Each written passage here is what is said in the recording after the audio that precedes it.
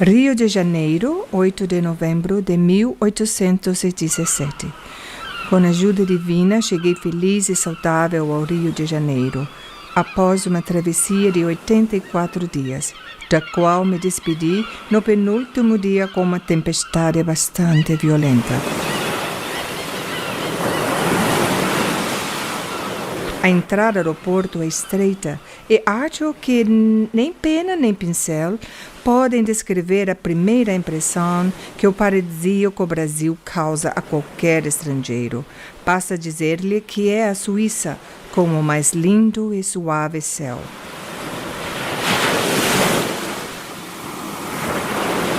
Na entrada da Bahia, há 3 belos fortes, além de vários grupos de ilhas. Ao longe, vislumbram-se altíssimas montanhas cobertas de palmeiras e muitas outras espécies de árvores.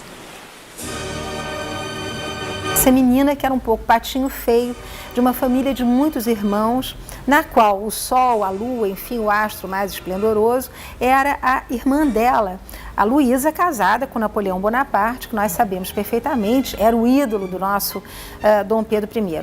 Ela era uma menina feiosa, ela sofria de bócio, aliás, uma doença associada à falta de um produto químico na água, que era característico das cortes vienenses, ela não era a única, mas além de ter um pouco de bócio, ela tinha aquela boquinha da família Habsburgo, um beicinho um pouco caído, né, que hoje nós olharíamos com profundo desprezo, achando que era um traço estético não muito favorável às mulheres, mas que na época era vista como um símbolo de nobreza e de sangue azul, o sangue dos Habsburgos. Tinha 2 olhos azuis muito grandes, uma pele branquíssima, translúcida, uma branca de neve, que vai sofrer muito sob o calor e sobre as altas temperaturas do Rio de Janeiro. E essa menina não achava nem que ela ia casar. Ela foi criada por sucessivas madrastas, a mãe dela morreu quando ela era muito garota, e essas sucessivas madrastas simplesmente foram empurrando aquela gatinha borralheira, né, para um canto do palácio, e ela então passou a se dedicar à mineralogia, botânica. Ela se tornou, né, como parte, aliás, da nossa aristocracia do final do século XVIII, início do XIX, muito envolvida com tudo que dizia respeito às ciências e, sobretudo, às ciências naturais, os chamados gabinetes de raridade, que eram moda na Europa naquela época, animais empalhados, plantas raras, flores preciosas, minerais que nunca ninguém tinha visto. E essa menina então cresceu, digamos, na sombra dos saberes, dos livros, e é essa menina que é escolhida para casar com o nosso Dom Pedro I. Só que o problema é assim, não existia amor, não existia nada nesse relacionamento, existiam interesses comerciais. A Leopoldina, ela é instruída pelo pai para esse trabalho que ela tinha que vir desenvolver no Brasil a favor do comércio. Tanto que logo quando ela chega tem cartas para o pai dela onde ela fala a respeito de venda de navios para Portugal, né? Então você vê que ela já está imbuída desse plano que é não esquecer do país dela.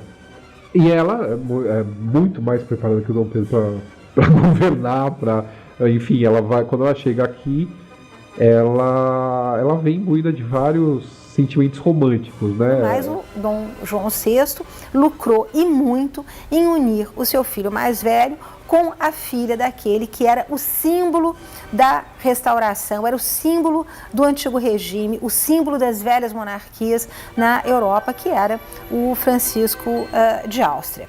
Essa menina recebe com muita surpresa, ela foi educada num ambiente extremamente religioso, ela tinha horror de ouvir falar em corpo, em sexo, ela suava, ela vai contar isso nas cartas que ela escreve para a irmã dela, a Luísa, que ela chamava carinhosamente de Luizon, casada com o Napoleão e que é uma espécie de confidente dela.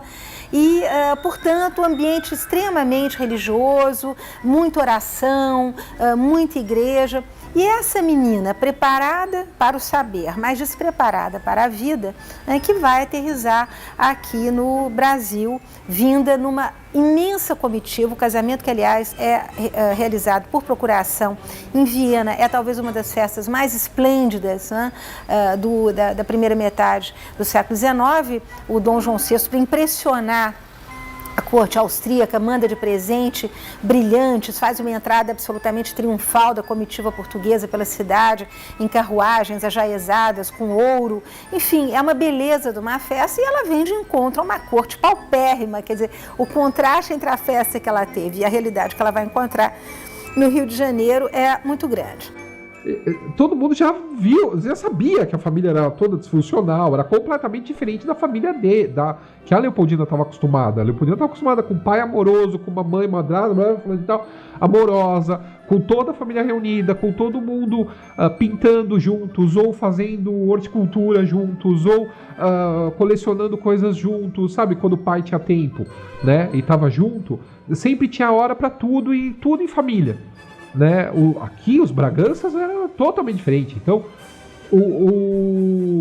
a Carlota vivia separada do marido. Então o Dom João VI ele habitava a Quinta da Boa Vista, onde hoje é o Museu Nacional, e o Paço da Cidade, que hoje é o atual Paço Imperial, na Praça 15. Quando a mãe morre, a Maria I, a mãe dele, a rainha, quando ela morre, ele passa a ficar só na Quinta. A mãe morava a rainha morava no Paço. Então ele vinha todo dia ficar com a mãe e depois voltava para dormir à noite na Quinta. Quando ela morre, ele passa a ficar direto lá. A Dona Carlota fica em Botafogo, uma casa em Botafogo com as filhas. Né? Então a família já era separada. Quando eles casam, quando a filha mais velha do Dom João casa, vai morar com o pai também na Quinta. Então era uma família totalmente separada. Eles só se reuniu o casal em coisas públicas. Tá? Basicamente era assim. Eles viviam separados. Então era bem diferente uma família da outra. O Rio de Janeiro, nessa época, é bom que as pessoas se lembrem, era uma cidade africana. Isso contado por todos os viajantes que passaram e também pelos registros históricos que nós temos. Uma corte absolutamente incipiente. A família de Bragança, quando vem para o Brasil, vem com muito poucos recursos. O Palácio de São Cristóvão, emprestado, né, por um grande comerciante da cidade do Rio de Janeiro, não era guarnecido nem de alfaias, nem de móveis preciosos, nem de grandes pinturas. E é um pouco nesse ambiente que a Leopoldina irá desembarcar. 30 de novembro de 1877. O que acho muito esquisito aqui são, em primeiro lugar, as diversas plantas e os pássaros com garras. Estou te enviando sementes que vão por Viena. Espero que as recebas.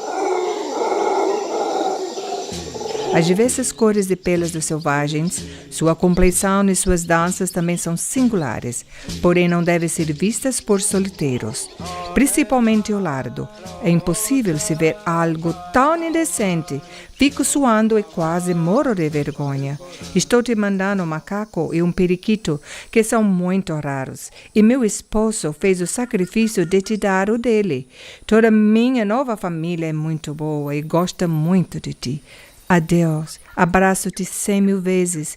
Escreve-me logo, senão serei atacada pela melancolia. Permaneço sempre com fervoríssimos amor e amizade. Sua irmã que te ama ternamente, Leopoldina. Recomendações minhas aos teus. Já estou parecendo uma portuguesa e falando muito bem o idioma.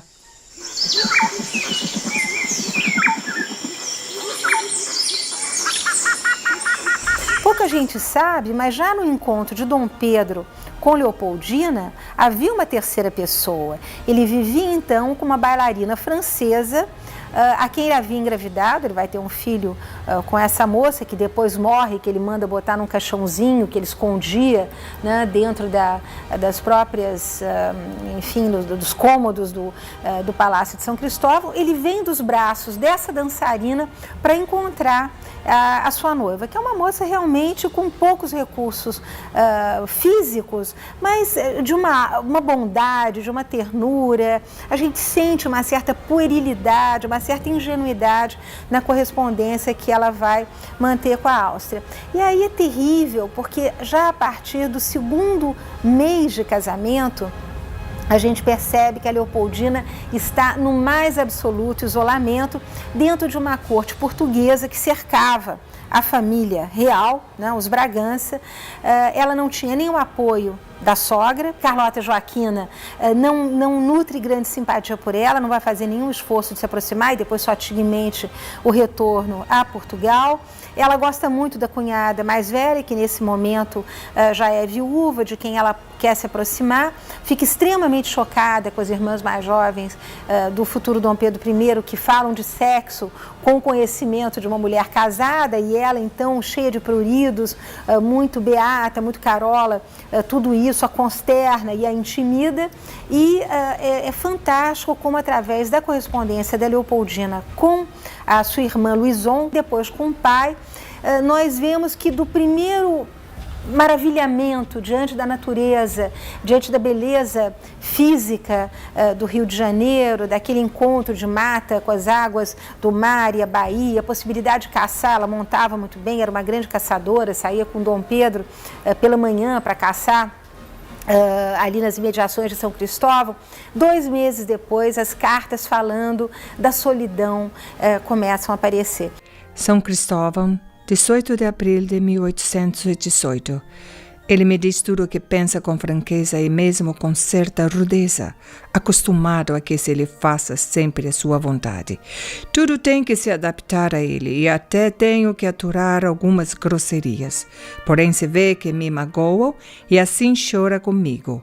Além disso, estou convicta de que, com toda a sua impetuosidade e maneira de pensar, me ama sinceramente, embora seja muito reservado e teimoso.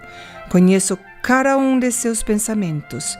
Para mim, contudo, o que o torna querido e digno de proteção é o fato de continuar sendo amigo de seus amigos, mesmo que caiam em desgraça, e não poupar sacrifício por eles, ao passo que é implacável com seus inimigos. Além disso, se comporta impecavelmente para com seus pais, o que é muito difícil naquela situação infeliz em que um é contra o outro.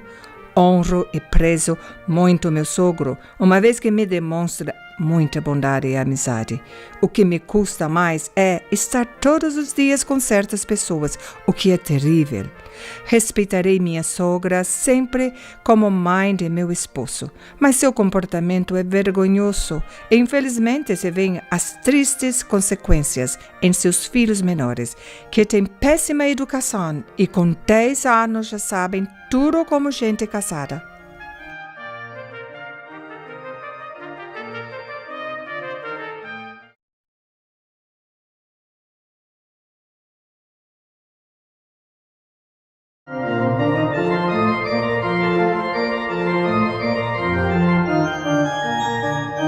E eu digo que ela é uma figura absolutamente enternecedora, porque aí você começa a acompanhar o que foi o calvário dessa jovem mulher.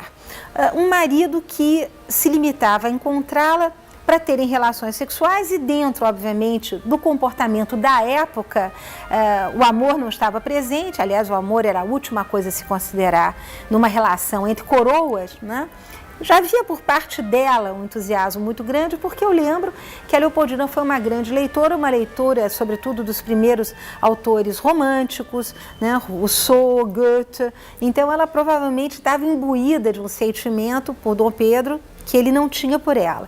E ele fazia muito bem, aliás, essa é uma tradição, né, da nossa cultura ocidental cristã, ele fazia muito bem a partilha entre a mulher da casa e a mulher da rua. A mulher da casa, a mãe dos filhos, daí o título do meu livro, A Carne e o Sangue. O sangue é a Leopoldina, é aquela que vai dar varões para a coroa portuguesa, vai dar a sucessão da coroa portuguesa, e na rua, então, Dom Pedro vai ter inúmeras amantes, companheiras, concubinas, mulheres de passagem, até cair nos braços da Marquesa de Santos, com quem ele terá uma relação mais longa e fará, inclusive, reconhecer os filhos. A Imperatriz Leopoldina é obrigada a conviver com a amante do marido dentro do palácio, né? A Domitila, ela entra na escala dos semanários do paço, que são funcionários que eles têm que cumprir um determinado período trabalhando dentro do palácio, servindo aos imperadores. No caso, ela, como dama camarista da imperatriz,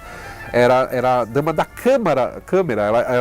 Da câmara, ela entrava dentro do quarto da imperatriz para ajudá-la no necessário, desde se vestir até pentear, até... A gente tem que lembrar de uma época que hoje em dia a gente não tem mais isso, mas, por exemplo, a Leopoldina, ela, quando uma amiga, Maria Graham, vai embora do Brasil, ela pede para Leopoldina uma mecha de cabelos. E aí a Leopoldina fala, que pena, não tem nenhuma criada para cortá-los para você. Né? Então a gente está num período onde todos esses serviçais tinham funções, né?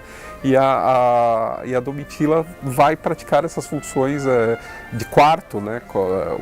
Ao lado da imperatriz do Brasil, da mulher oficial do Dom Pedro. Mas é fenomenal como, através da correspondência que nós encontramos tanto no Museu Imperial quanto na Biblioteca Nacional do Rio de Janeiro, a gente pode acompanhar o longo, terrível, sombrio, solitário calvário que a Leopoldina passou.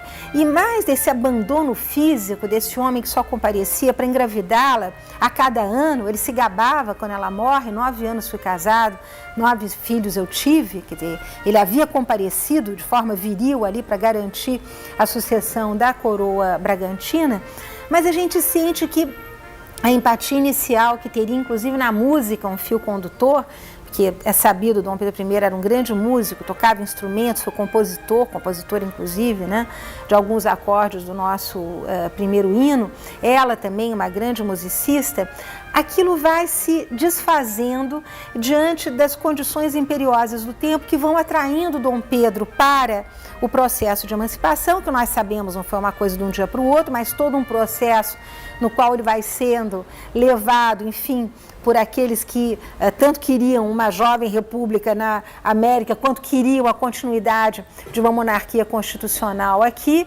A figura dos maçons também é muito importante, a projeção política que ele vai adquirindo até no episódio do Fico, a famosa ficada, como era conhecido, o retorno de Dom João VI para Portugal, tudo isso vai enredando esse jovem que tem 24 anos, né, no caminho da emancipação, no caminho de uma visita a Minas, um caminho de uma visita a São Paulo, onde ele vai conhecer a Marquesa de Santos.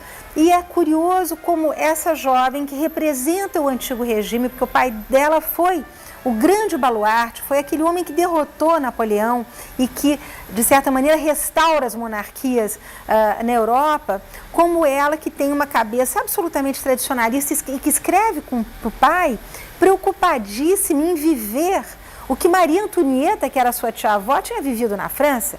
Ela tem pavor de rebelião, tem pavor de caos, né? Ela chama, inclusive, o povo de gentalha, ela tem medo dos conflitos que vão se processando na rua, do caos que vai dominando a cidade do Rio de Janeiro, de um fenômeno que a historiografia vem enfocando, que é a questão da opinião pública, batendo as portas do palácio, querendo participar do processo de emancipação, a luta também através dos jornais que recém haviam sido inaugurados, né, pela presença dos Bragança no Brasil, o próprio Dom Pedro I, que acaba ele sendo articulista e jornalista, participando desse debate todo, vamos ter uma monarquia constitucional, vamos ter mais autoritarismo, ou vamos descentralizar, ou vamos centralizar, quer dizer, esse é o grande debate, e ela vai ficando muito isolada. É muito interessante a gente ver como até praticamente o 7 de setembro, Leopoldina, contrariamente ao que se diz, estava em cima do muro, tinha pavor de uma mudança de regime e longe de ter sido a patrona da emancipação da independência do Brasil. Muito pelo contrário, basta ler as cartas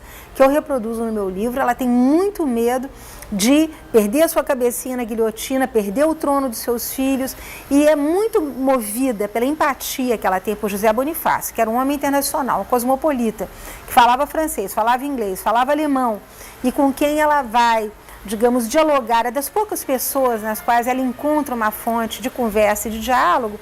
É a partir daí que ela vai se convencendo que, se Dom Pedro não fizer a emancipação, ela vai perder não o trono do marido, mas o trono dos filhos, e isso para ela é muito importante. São Cristóvão, 9 de junho de 1821. Caríssimo papai, aqui está uma verdadeira miséria. Todos os dias novas cenas de revolta. Os brasileiros são cabeças boas e tranquilas. As tropas portuguesas estão animadas pelo pior espírito e meu esposo, infelizmente, ama os novos princípios e não dá exemplo de firmeza, como seria preciso, pois atemorizar é o único meio de pôr termo à rebelião. Receio que tome consciência tarde demais, com seu próprio prejuízo, e só posso ver um futuro negro. Deus sabe o que ainda acontecerá conosco. Aqui é o inferno na terra e em todos os sentidos piora dia a dia, depois das medidas adotadas. A Leopoldina, muito esperta, vê que quando começa a vir as ordens para eles irem para Portugal, e ela vendo a situação que estava no Brasil, revoltado com essa questão de voltarem a virar colônias portuguesas, ela vê que se eles saírem daqui, eles perdem o trono, o Brasil, né? Mas isso pensando como dinastas, né? Ela não está pensando só no tadinho dos brasileiros, não, ela está pensando no trono dos filhos. Né? Ela foi criada para isso, ela não foi criada para outra coisa. Então, essa dela ter que aguentar o liberalismo fazia parte do jogo político.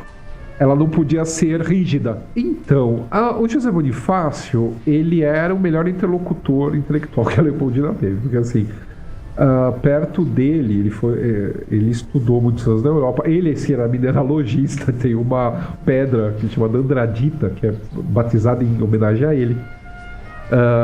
Então, ele era o interlocutor à altura dela. Ela achou alguém que ela pudesse conversar com igual por igual. O Dom Pedro não era. Né? Ela vai educar o Dom Pedro, né? Vai ter muita coisa que ela vai ensinar a ele, que ele não sabia, que ele não conhecia,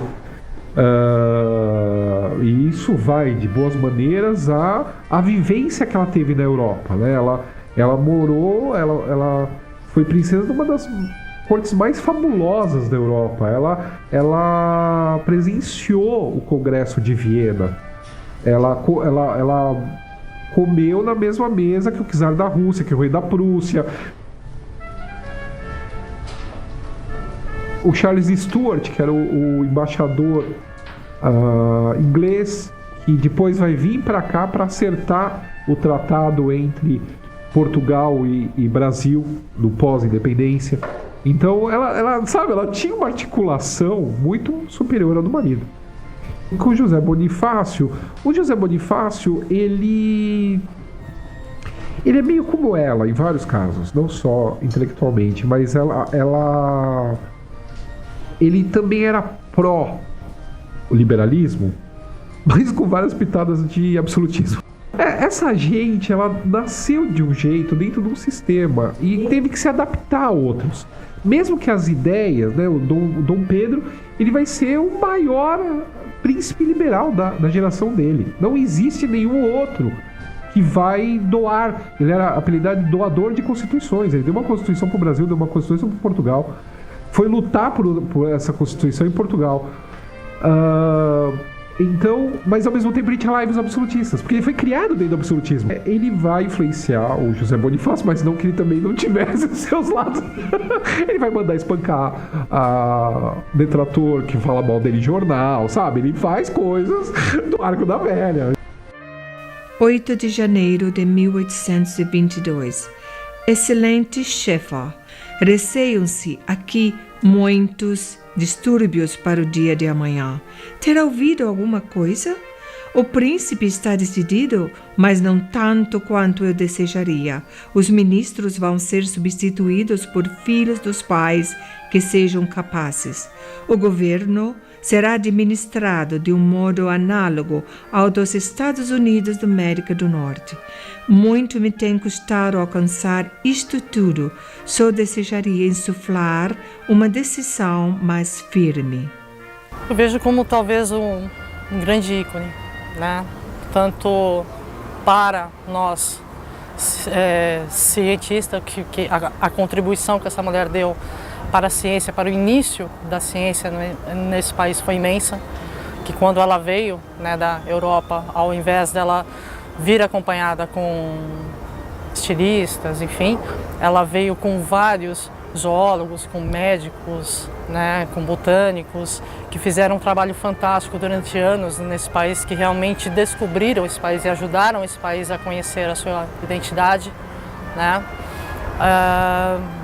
Uma mulher que teve uma participação política muito importante, né, uma vez que, embora haja algumas controvérsias, mas se os documentos forem analisados de uma forma devida, não há como negar a participação dessa mulher no processo de independência do Brasil, né, na vida política do Brasil.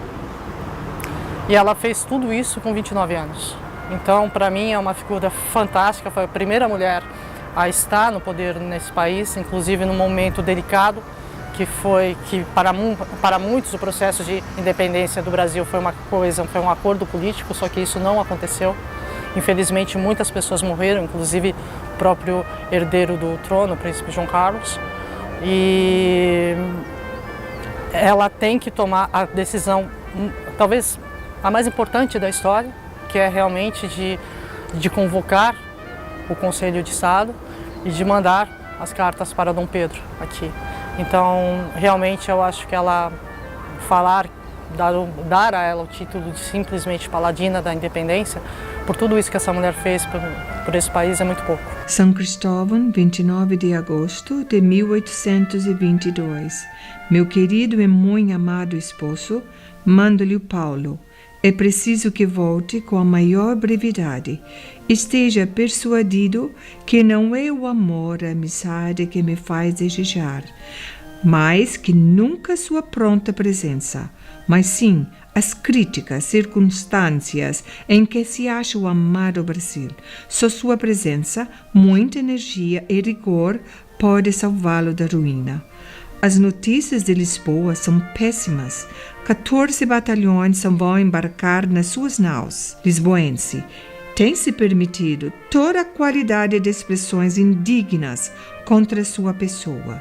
Na Bahia entraram os 600 homens e 2 das 3 embarcações de guerra, e nossa traidora esquadra ficou de boca aberta, olhando para eles.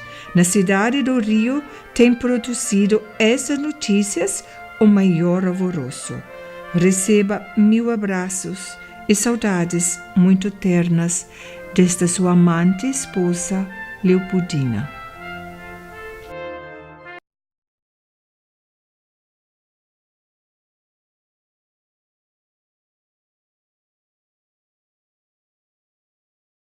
Muitas pessoas às vezes perguntam o porquê Dona Leopoldina, uma princesa austríaca, teve uma participação ativa no processo da independência do Brasil. Dona Leopoldina, ao estar no Brasil, ela imediatamente incorporou a personalidade de ser uma brasileira.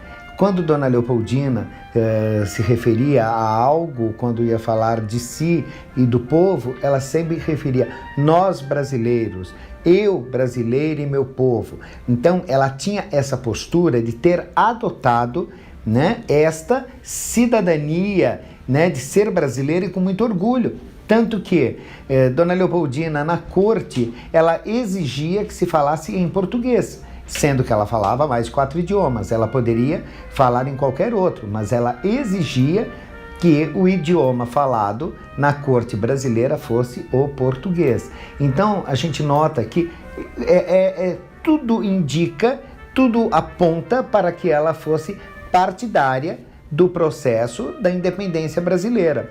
Ela já tem um drama inicial também, recém-casada, que é a perda do primeiro filho varão deles, o João Carlos, que justamente num desses momentos de levante na cidade do Rio de Janeiro, Dom Pedro manda que ela se refugie na antiga fazenda dos jesuítas, nas imediações, e ela parte, né, numa carruagem com essa criança, que já tem acho que um ano e pouco, e parece que a criança não estava bem de saúde, e o calor do Rio de Janeiro, enfim, não se sabe exatamente do que morre essa criança, mas é o primeiro filho de Dom Pedro com a Leopoldina que morre, e ela aí escreve cartas absolutamente desesperadas, e Dom Pedro também que era um pai, foi um péssimo marido, mas um pai devotadíssimo. Ele enlouquece quando esse menino morre. Ele escreve para Dom João VI dizendo: foram os seus soldados que mataram o meu filho. Né? Quer dizer, ele sofre muito, pede inclusive a José Bonifácio que se o epitáfio que ele havia escrito para o filho dele não tivesse bastante bom, que José Bonifácio acrescentasse alguma coisa. Eles sofrem imensamente. E a sucessão, digamos, de filhos que vai ocupar essa mulher, partos numa época em que a obstetrícia estava extremamente atrasada, e extremamente atrasada no Brasil, né? Os partos, eu lembro, para quem conhece um pouquinho a história da medicina, normalmente se colocava a mulher em cima de um lençol e se sacudia, né? Até a criança começar a sair, porque acreditava-se que tal como a árvore e o fruto, era preciso sacudir a árvore para o fruto cair. Então, todos os processos obstétricos eram extremamente atrasados. Ela sofre horrores. Filhos que foram um grande orgulho, de uma importância muito grande na história brasileira e na história mundial. Dona Maria da Glória, a filha primogênita, foi rainha de Portugal. Infelizmente, morreu aos 34 anos, muito cedo. Ficou órfã de sua mãe aos 7 anos de idade. Dona Maria da Glória, que já aos 7 anos, nascida princesa da Beira, depois princesa imperial do Brasil, mas foi rainha de Portugal. Então, uma descendência muito ilustre que Dona Leopoldina deixou através de seus filhos. Dona Maria da Glória talvez tenha sido o grande xodó de Dona Leopoldina, até porque foi a filha com a qual ela conviveu com mais tempo, né? Porque Dona Januária tinha 4 anos, Dona Paula Mariana 3, Dona Francisca 2 e Dom Pedro II 1 ano quando Dona Leopoldina faleceu. Então as crianças não tiveram a imagem ou lembranças da mãe, a não ser Dona Maria da Glória, que lembrou, e dizem os relatos da época, que ela acompanhando o enterro da mãe, foi uma coisa muito triste de ver o desespero daquela menina, daquela princesa, daquela rainha de Portugal, ao ver a mãe morta. Ela foi o xodó, né, da Leopoldina, né? Eu acho que essa questão de ser a primeira filha e ser mulher, né? Tem uma frase da Leopoldina, que é uma das últimas cartas que ela escreve para Maria Luísa, em 26, que é quando está sendo acertado o casamento da Maria da Glória com o Dom Miguel. E ela tem uma frase dela muito forte, que ela fala que nós princesas somos como tais quais dados de sorte ou azar, lançados à sorte e azar. Ela está se lembrando dela. E ela está preocupada com essa filha que vai casar com esse tio e vai para uma corte de uma avó que bate. Ela está preocupada porque a Carlota Joaquina batia nas filhas. Então essa mesma Carlota, ela está com medo que vá bater na filha dela, que eduque por batendo.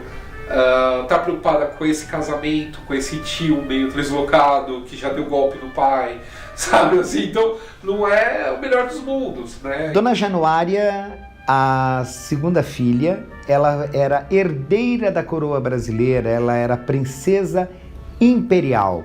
Ou seja, ela poderia assumir a coroa brasileira se Dom Pedro II, ao casar, não tivesse filhos. Então, Dona Januária poderia ter sido imperatriz do Brasil, sendo que aos 14 anos jurou a Constituição.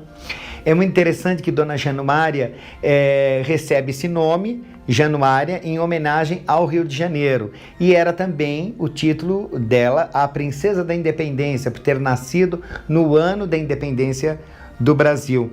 O nascimento de Dona Januária é um nascimento muito interessante, porque Dona Leopoldina deu à luz de pé, agarrada nos ombros de Dom Pedro, e a criança escorregou nos corredores do Palácio de São Cristóvão. Ela começou a sentir as dores, e a criança ali mesmo, e Dom Pedro gritando, chamando os médicos, e Dona Januária escorregando com a mãe de pé. Dona Januária, ela casa-se com o Conde Dáquila, que era irmão da Imperatriz Teresa Cristina, que veio a ser sua cunhada e esposa de Dom Pedro II, e ela, após Dom Pedro II e Dona Teresa Cristina terem o primeiro filho, ela recebeu ordens que ela poderia deixar o Brasil, porque já existia um herdeiro para a coroa brasileira. Então, Dona Januária foi a última filha a morrer de Dona Leopoldina e de Dom Pedro I. Faleceu em 1901 na França. Dona Paula Mariana recebeu o nome de Paula em homenagem a São Paulo. Foi uma princesa que teve o seu nome muito ligado à cidade de São Paulo, à província na época de São Paulo. Dona Paula Mariana foi uma menina que aos 3 anos viu sua mãe falecer, aos 7 anos viu seu pai ir embora do Brasil com sua madrasta, Dona Amélia de Leuchtenberg, e aos 9 anos vem a falecer e foi enterrada no convento da Ajuda, juntamente com a sua mãe, Dona Leopoldina, antes do corpo da Imperatriz do Brasil ser transladado para o monumento aqui do Ipiranga, onde hoje ela repousa ao lado do marido e da segunda Imperatriz, Dona Amélia. Dona Francisca Carolina, a sua outra filha, talvez a mais bonita, carinhosamente chamada pelos irmãos de Mana Chica, e na França, quando casa-se com o príncipe de Joinville e veio a ser nora do rei da França, Luís Felipe, era chamada de La Belle Françoise. Talvez tenha sido a mais bonita filha de Dona Leopoldina e de Dom Pedro I. E teve também uma importância muito grande na história, porque assim que a princesa vai para a França com o marido, com o príncipe de Joinville, em 1848 acaba a monarquia na França e a princesa e o príncipe são exilados para a Inglaterra. Na Inglaterra passam por dificuldades financeiras muito grandes, coisas que às vezes as pessoas não imaginam, né? Que às vezes um príncipe e uma princesa possam passar por dificuldades financeiras, claro, muito diferentes das nossas, né? Então, como a princesa tinha recebido como dote de casamento terras que compreendem hoje o estado de Santa Catarina, a princesa ajudou a negociar para que essas terras fossem colonizadas por alemães.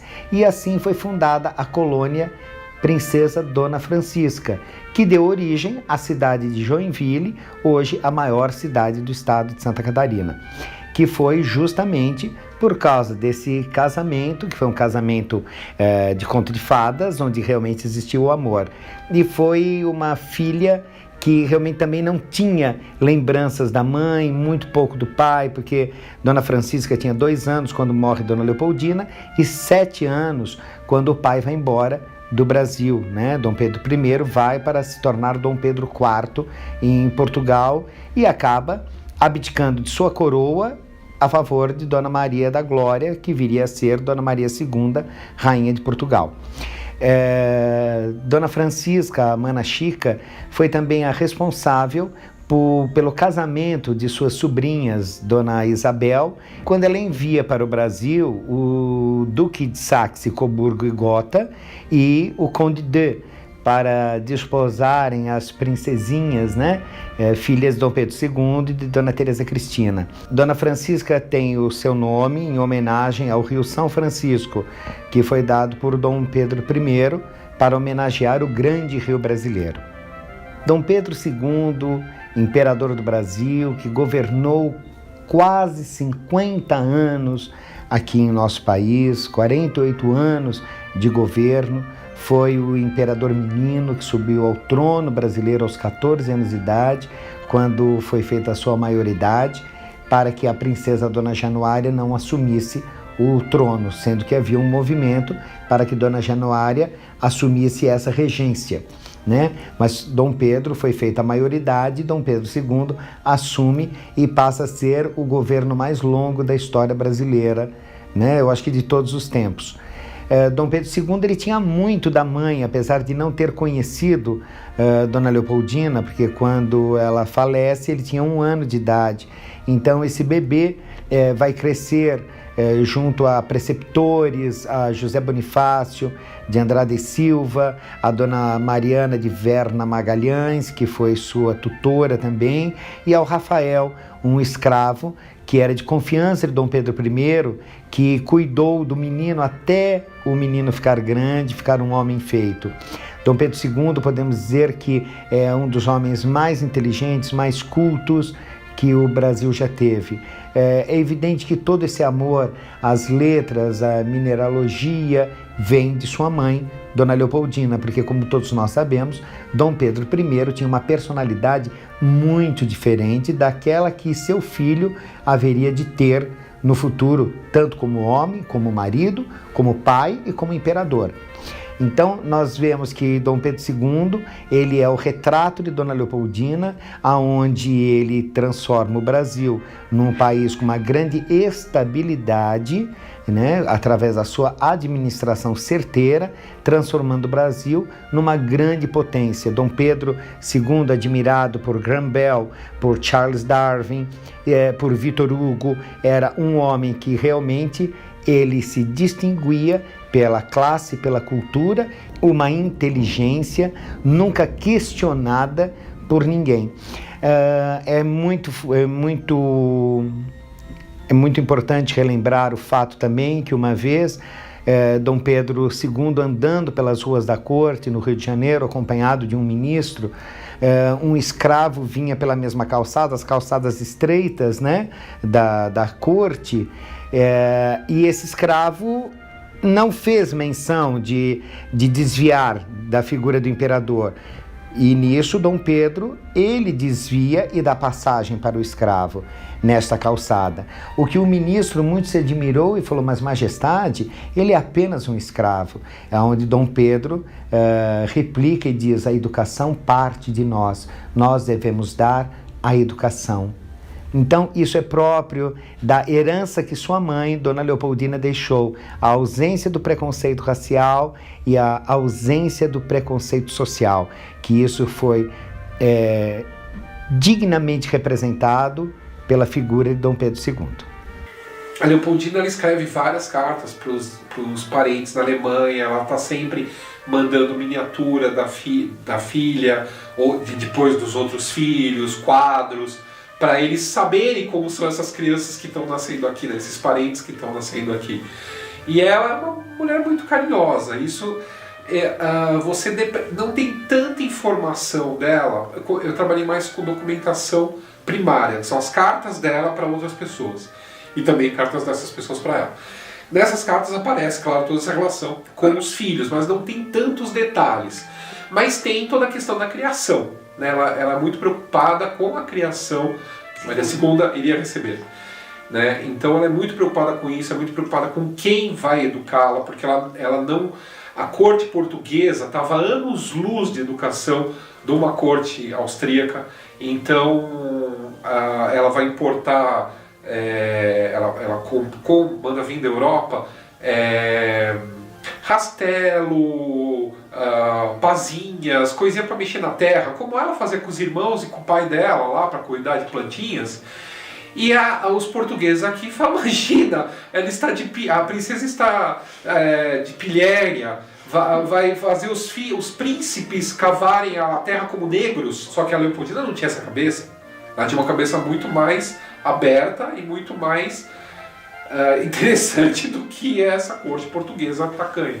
A grande imperatriz da Áustria, Maria Teresa, que vinha a ser bisavó de Dona Leopoldina, sempre incutiu em seus filhos com uma ausência total de preconceito, fosse racial, fosse social ou religioso. Isso é muito importante, que a família dos Habsburgos, eles foram crescendo com essa ausência total de preconceito. Daí talvez venha o codinome de Dona Leopoldina como a mãe dos brasileiros, porque todo e qualquer cidadão, fosse escravo, fosse nobre, fosse ele negro, fosse ele branco, fosse ele índio, e ele quisesse falar com a imperatriz, ele estaria ali nas portas do palácio. Quando a imperatriz voltava de suas cavalgadas, que ela fazia constantemente, as pessoas paravam a imperatriz para conversar com ela. E eles eram atendidos, e sempre Dona Leopoldina procurou resolver os problemas de todas essas pessoas. Então isso se vê uma pessoa completamente desprovida de preconceitos, né? Isso que vinha da família dos Habsburgos, na qual ela foi criada. Lembrando que ela chega no Brasil aos 19 anos, né, como arquiduquesa da Áustria, sendo que ela poderia, essa princesa loira de olhos claros, ser uma pessoa preconceituosa, mas não. era uma pessoa que enxergava o ser humano, ela enxergava. Então esse codinome de a mãe dos brasileiros realmente se deve a essa personalidade, essa humanidade da imperatriz Dona Leopoldina. Ela tem interesses que a corte brasileira nessa época não tinha. Ela lia, ninguém lia, ela comia com talheres, as pessoas comiam com as mãos, né? Ela gostava de música clássica, ninguém entendia aquilo. Então ela realmente se torna aquela pessoa diferente que está ali como uma matriz, né? Para gerar filhos para a coroa. E eu descobri uma série de cartas dela inédita, que está no arquivo do Museu Imperial de Petrópolis, em que ela escreve para um sobrinho e ela descreve com todas as palavras a mais profunda depressão na qual ela se acha. Ela diz que ela quer morrer, ela diz que ela não consegue dormir à noite, ela diz que ela tem manchas azuis no corpo. Isso é característico da depressão mais profunda, completamente isolada, esquecida do seu marido, quer dizer, ele nem passava para saber dela nem nada. É realmente uma relação que vai ficando cada vez mais tensa e, sobretudo, mais violenta da parte de Dom Pedro I, à medida que ele se envolve mais e mais com a Marquesa de Santos.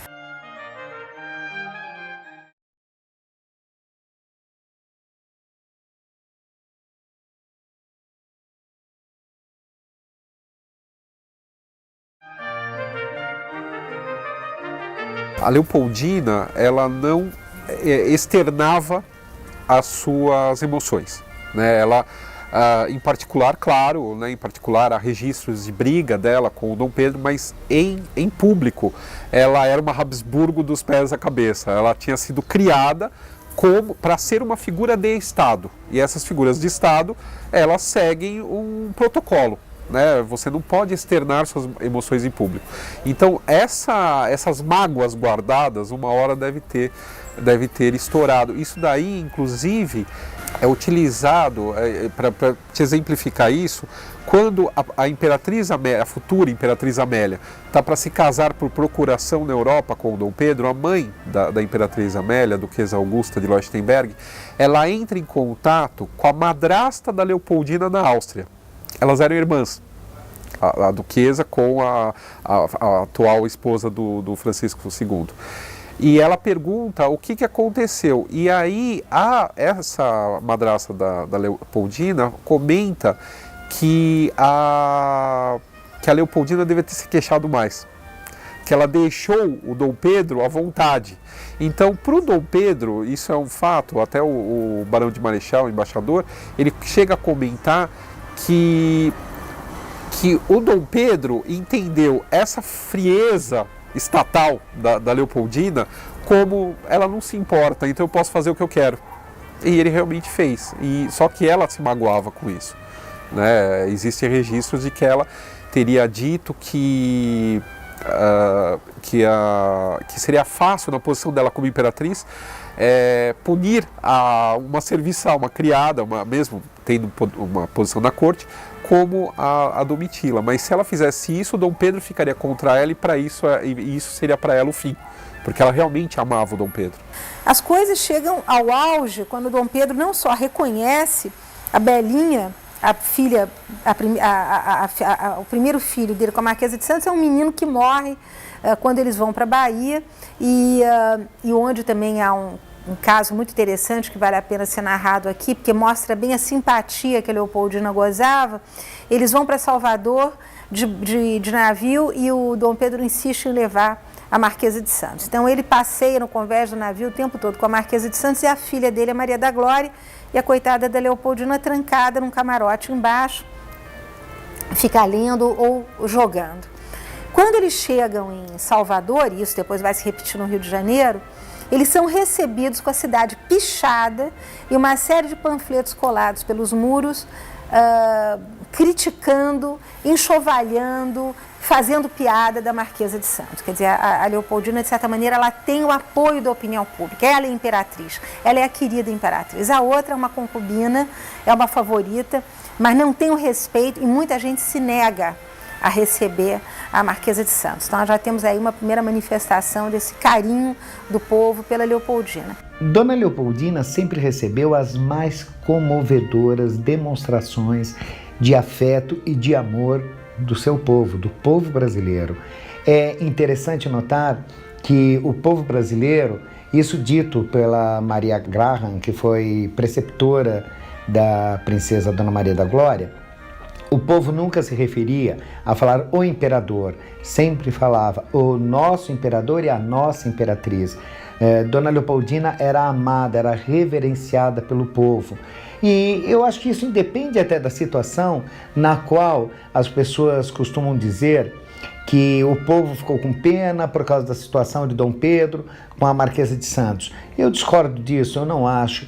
Eu acho que a própria maneira de ser da imperatriz Dona Leopoldina, da arquiduquesa austríaca, isto sim fez a diferença, né? O gênio dócil, a benevolência dela e a maneira de tratar. Dona Leopoldina sempre se referia aos paulistas como os meus paulistas. Então ela tinha um carinho todo especial para com o povo brasileiro, com os baianos, com os cariocas, com os paulistas. Dona Leopoldina era, a gente pode dizer que era uma grande massa de amor. Sempre transbordando, e isso ficou muito claro em todas as ajudas que ela fez, e principalmente no falecimento da imperatriz, o povo saía à rua chorando, dizendo: estamos órfãos, morreu a nossa mãe. Dona Leopoldina teve essa preocupação de ser amada, foi reverenciada, e nem mesmo talvez Dom Pedro I tivesse consciência do que causaria a morte da imperatriz. Também sinto que com a morte de Dona Leopoldina, a popularidade de Dom Pedro I ficou muito balançada, e tanto que pouco tempo apenas ele fica no Brasil. E esse tempo que ele ficou no Brasil antes da abdicação do trono em favor do Dom Pedro II, né, que era um menino nessa época, eu acho que esse tempo realmente que ele ficou aqui no Brasil, ele pôde constatar o quanto Dona Leopoldina era amada pelo seu povo. Tanto a prova que ele não ousou, né, adquirir núpcias com a Marquesa de Santos, talvez até tenha passado pela cabeça dele isso, mas preferiu uma princesa vinda da Europa para ocupar o lugar daquela que realmente era a mãe dos brasileiros.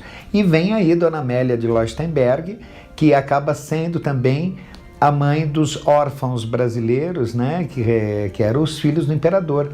Né? Quando ela vai embora, ela deixa uma comovente carta, né? Muitos dizem que talvez hoje possa ser até piegas, tudo, mas acredito que foi o sentimento da segunda imperatriz do Brasil com relação a isso. Então eu acho muito, muito válido e até muito comovente isso.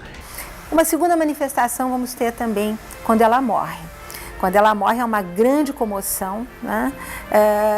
Conta Maria Graham, né, que os negros perguntavam na rua quem vai cuidar de nós agora, os escravos, né? Porque ela era uma mulher que fazia muita filantropia.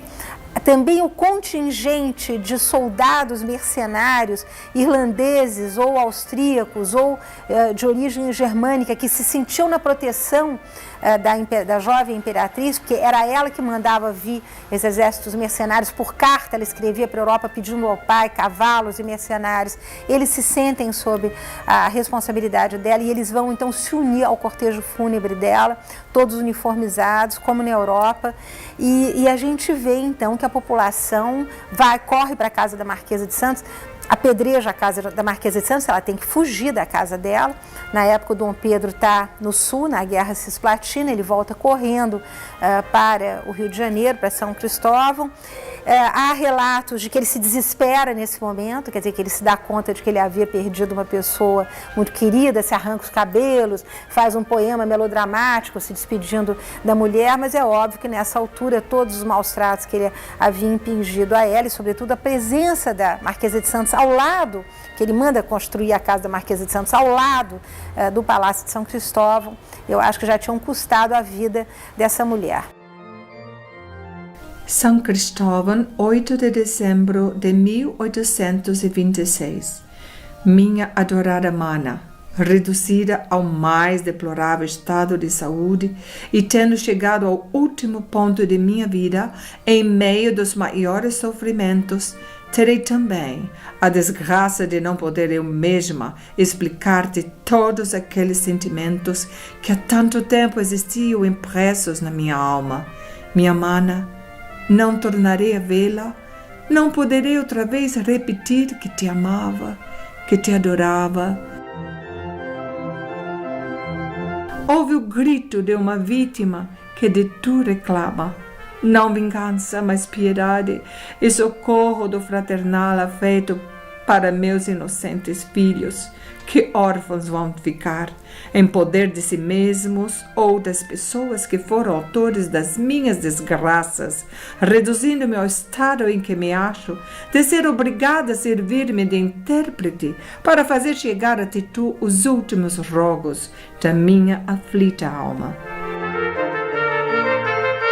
A carta é muito bonita quando você coloca a Leopoldina como uma mártir de dor, né? A carta ela se encaixa perfeitamente, ela dá o nó final no laço da mártir Leopoldina. Não que eu estou dizendo que ela não sofreu, ela sofreu. A questão é que essa carta, todo mundo vai replicando o que já foi publicado. Nunca ninguém pega ela e lê como eu peguei. Fui lá no Museu Imperial em Petrópolis e tive com a carta na mão. Quando você lê a carta, ela diz exatamente o que todo mundo publica. Só que no final dela, você vê que a data é uma cópia feita em 1834 por um cartório no Rio de Janeiro, aonde aparece como testemunhas dessa cópia 4 pessoas, que duas são citadas na carta, que são devedores da Leopoldina.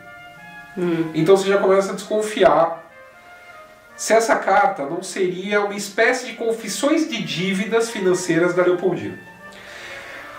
Bom, isso é um ponto. Outro ponto, o discurso dela na carta não bate com nenhuma outra carta dela.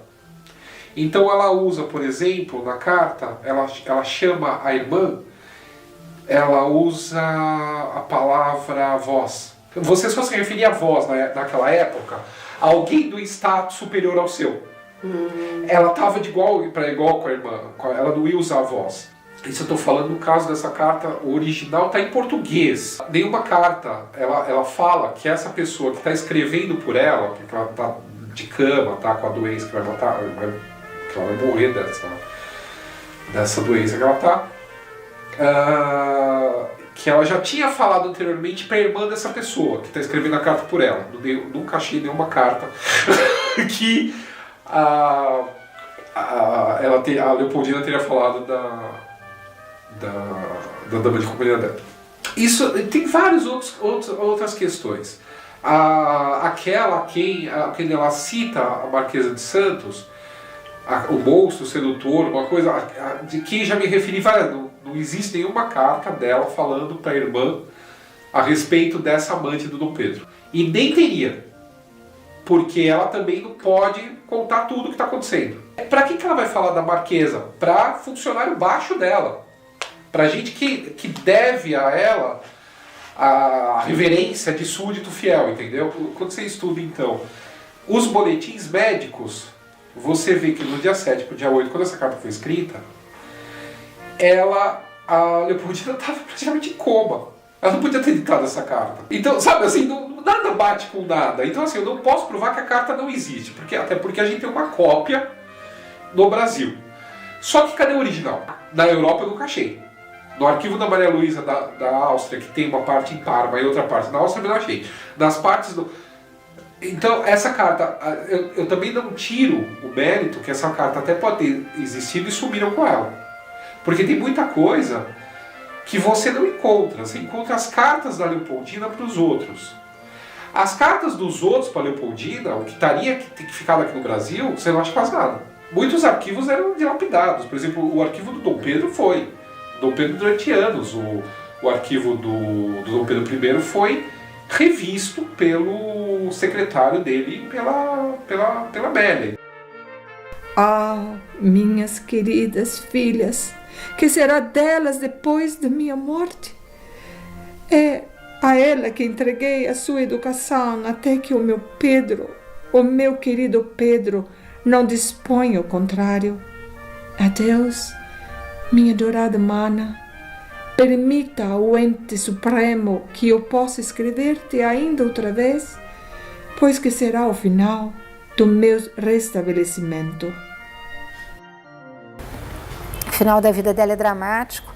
Ela morta, colocam-na numa imensa tina com álcool, e porque a Igreja Católica impedia a mumificação de mulheres para que o corpo da mulher não fosse tocado, e ela então fica boiando nessa tina. Eu lembro que era alto verão, né?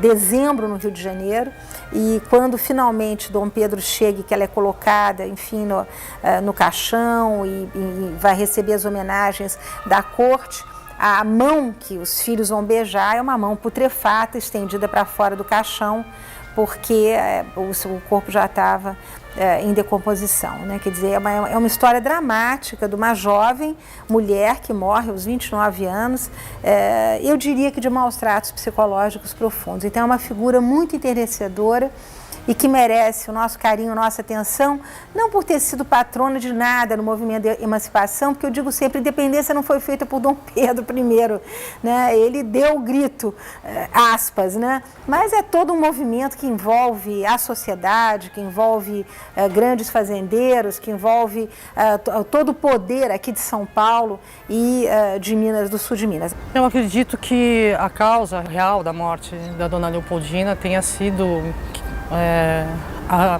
a depressão também, né? Porque o problema ali, como Habsburgo, ela foi criada para governar, ela sabia ser uma estadista, ela sabia que quando você tem um casamento onde você conhece o seu esposo após meses de estar casada, é difícil você pedir desse marido a fidelidade. Mas o envolvimento de Dom Pedro com a dona Domitila de Castro, eu acho que atingiu de uma forma muito grande a imperatriz. Por quê? Por causa da exposição pública. Principalmente durante aquela viagem, a fatídica viagem, exatamente meses antes da morte dela, em 1826, à Bahia, um estado que ela adorava, né? Toda aquela atenção que Dom Pedro dava à dona Domitila, tudo isso foi um golpe muito duro para ela, né? E quando ela chega ao Rio de Janeiro, tem a questão da própria morte de Dom João VI, que era uma figura que ela admirava muito também. Mas eu acho que o que aconteceu no envolvimento ali de Dom Pedro com Dona Domitila foi exatamente essa exposição pública, né? O reconhecimento assim dos filhos, alguns, né, com títulos, com tudo, são coisas que nenhuma mulher, mesmo nos dias atuais, iria tolerar. Uma grande curiosidade com relação à figura de Dona Leopoldina relacionada à bandeira brasileira. A bandeira brasileira, como muitas vezes foi dito de uma maneira completamente equivocada e errada, dizendo que o verde representa as nossas matas, o amarelo representa o nosso ouro, isto foi uma criação, talvez da época da ditadura militar, mas uma invenção incorreta, porque o verde simboliza a Casa Real dos Bragança, que era a família de Dom Pedro I. E o amarelo significa e simboliza a cor, o amarelo ouro da Casa dos Habsburgos, que era a família austríaca de Dona Leopoldina. Além disso, na heráldica, aquele losango, né? O losango, ele tem aquela figura geométrica, na heráldica simboliza o feminino, que é uma simbologia à figura de Dona Leopoldina.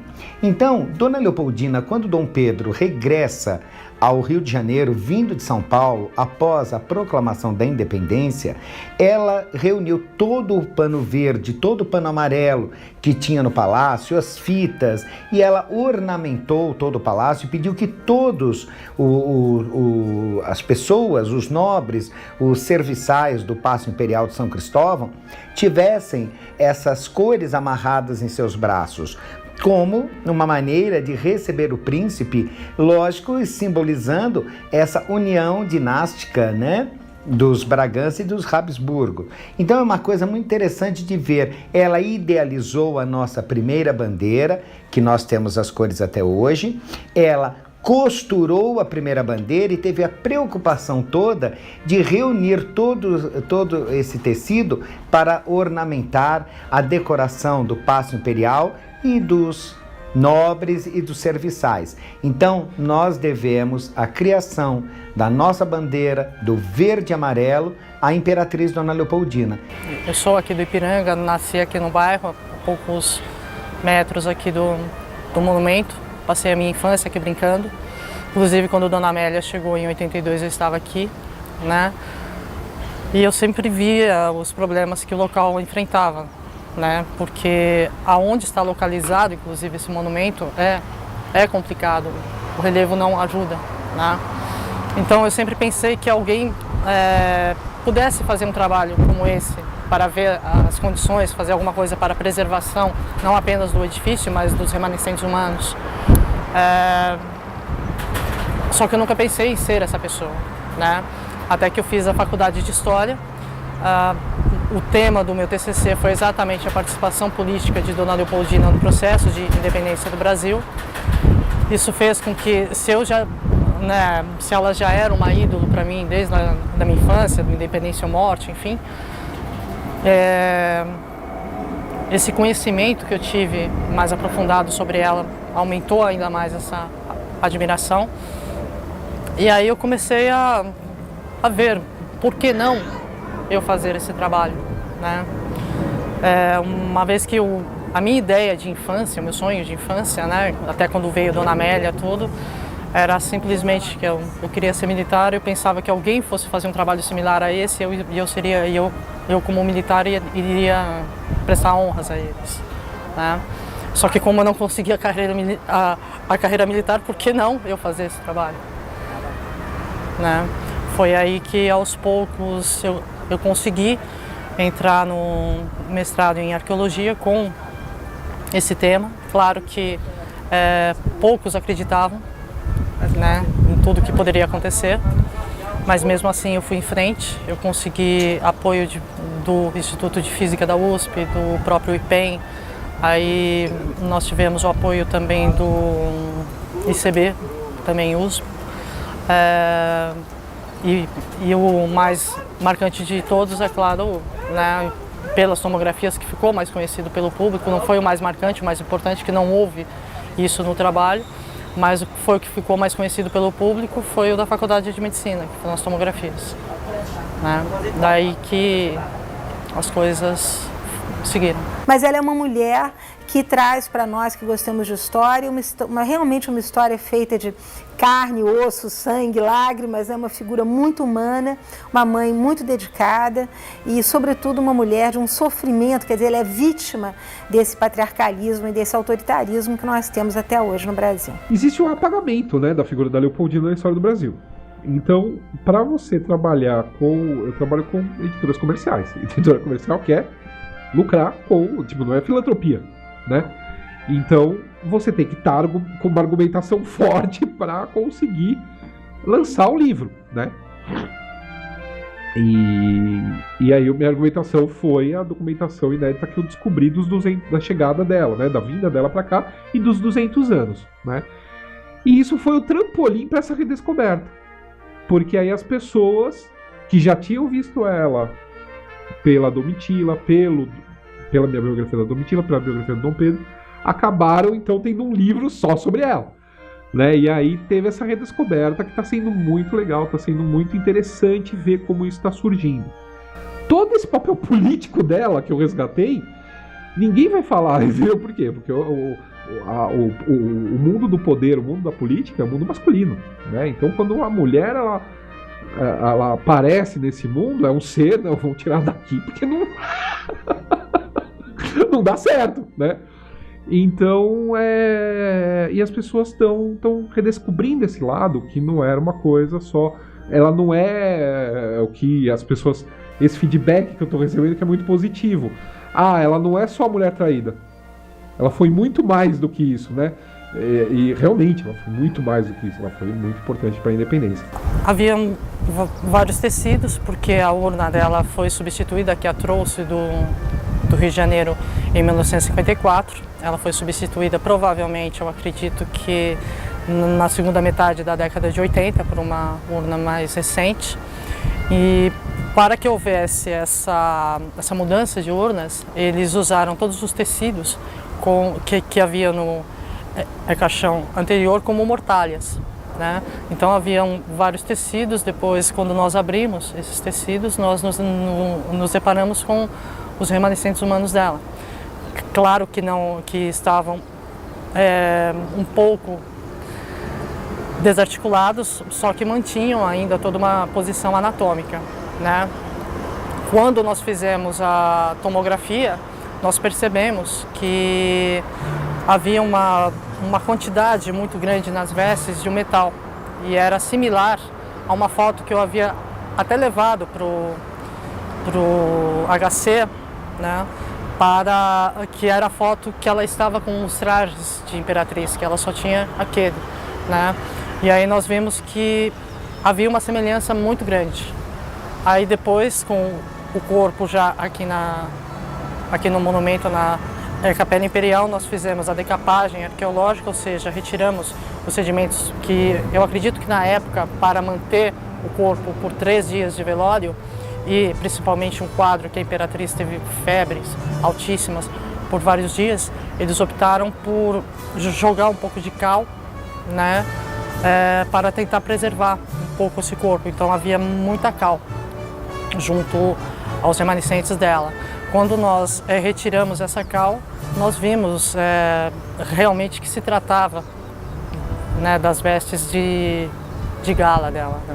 É esse o objetivo principal do meu trabalho, porque embora tenha tido reconhecimento mundial, e eu fiquei muito feliz com isso, porque isso é muito importante para a história do nosso país, para os profissionais da área, para a arqueologia do Brasil, mas eu acho que o objetivo principal é a preservação do edifício do Monumento à Independência, a Capela Imperial voltar a ser uma Capela Imperial, e que as pessoas que a visitem sabem e conheçam realmente a história de cada um dos 3. Isso para mim é o mais importante.